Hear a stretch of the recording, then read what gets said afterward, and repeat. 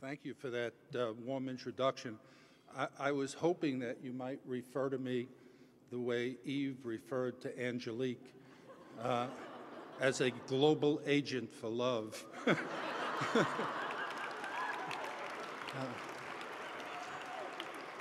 Sadly, I was not referred to in that manner.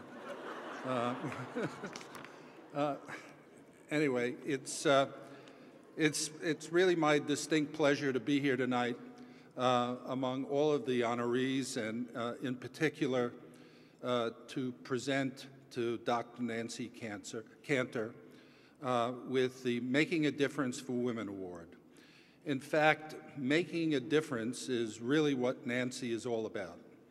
It's widely recognized that Nancy has brought not only her immeasurable energy and distinguished reputation as the first woman chancellor and president of Syracuse University, but also a genuine commitment to institutional advancement and excellence at the Syracuse community.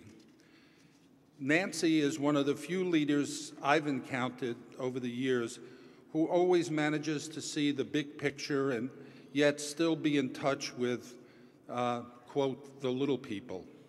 Shortly after Nancy assumed the helm at Syracuse, I invited her to join me at a New York Knicks basketball game.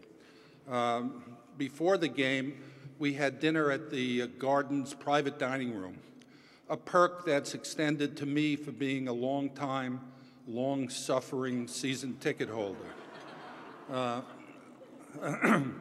On a good day, the dining room was full of celebrities and notable business and entertainment folks, and that night was no exception. But Nancy wasn't interested in hobnobbing. She had only one objective: to seek out the team's general manager. By the way, I had no idea why she wanted to see him, and I was a little nervous because the Knicks were playing terribly and he was an awful general manager. When she found him, she spoke at length about one of her star student athletes, Hakeem Warwick, and encouraged the GM to recruit him to play for the Knicks. And while he didn't end up recruiting Hakeem to New York, though he does now still play in the NBA, I remember how incredibly impressed I was that in a moment that would be easy to relax, Nancy was instead thinking of what she could do for her students and their futures. But that is at the core of who she is, both as a social psychologist and a university administrator. Nancy has been a tireless and steadfast advocate for gender and racial diversity and justice in higher education.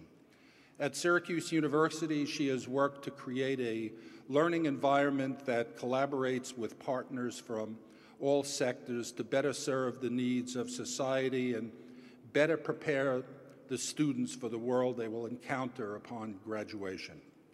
Fortunately, I've had the opportunity to see and experience all of this personally, as Nancy has worked closely with me to create the Bandier program for music and entertainment industries, a multidisciplinary program at Syracuse to prepare a new, diverse generation of professionals for careers in these industries. Just like Nancy, the program breaks boundaries. Among other goals, the program is intended to build an avenue to draw more women and members of minority groups into these industries. In short, this program is designed to inspire music and entertainment entrepreneurs from all backgrounds and prepare them for leadership positions. And of course, there's no better role model for this than Nancy. And so it is most fitting that we present this prestigious award tonight to a university president who always puts the needs of our students before her own, a distinguished scholar whose work on behalf of women and minorities continue to challenge and influence national discussions on gender and racial equality, and a trailblazing woman whose life work has always been about making a difference.